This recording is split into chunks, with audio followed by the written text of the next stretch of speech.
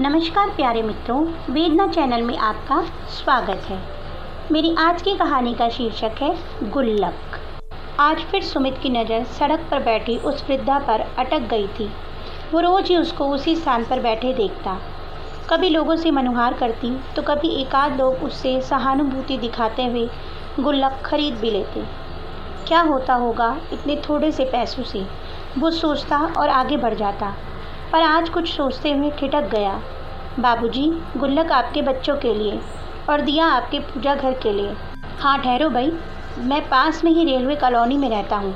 ऐसा करो, तुम ये टोकरा उठाकर मेरे साथ चलो। बच्चे खुद ही पसंद कर लेंगे कि उन्हें कैसी गुल्लक चाहिए। आशा की एक चमक उभरी माई के चेहरे पर और वो अपनी टोकरी उठाकर सुमित के साथ चल दी।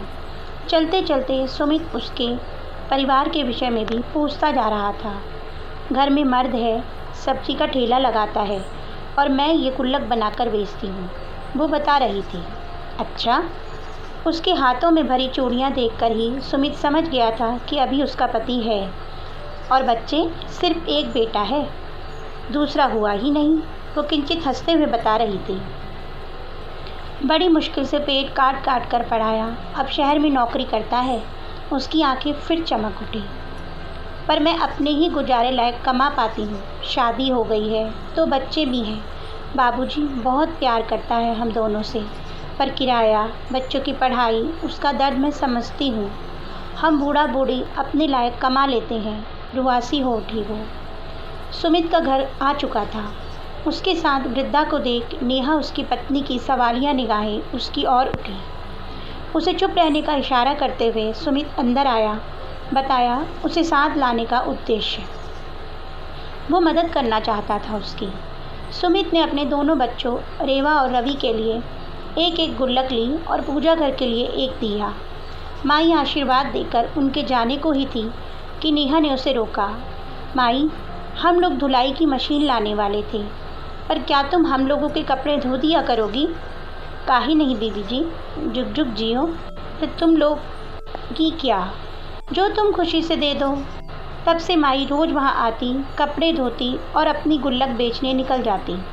बहुत आसरा हो चुका था उसे नेहा से, सो छोटे मोटे काम भी निपटा देती। साल भर गुजर चुका था। माई के चेहरे पर रौनक आ चुकी थी। आज सुमित ने उसे बुलाया। माई, एक बात बताओ, मूल प्यारा कि सूद? इस कहावत को माई शायद जानती थी। क्या बेटा, मुस्कुराई थी वो। मुझे तो अपने धोते अपने बेटे से अधिक प्यारे हैं। हाँ, ये बात। तभी सुमित के दोनों बच्चे अपनी अपनी गुल्लक लेकर अपने कमरे में आए और माई के पैरों के पास रख दिया। ये क्या? चौंक कर माई ने पूछा। सुमित और नेहा मुस्कुराए।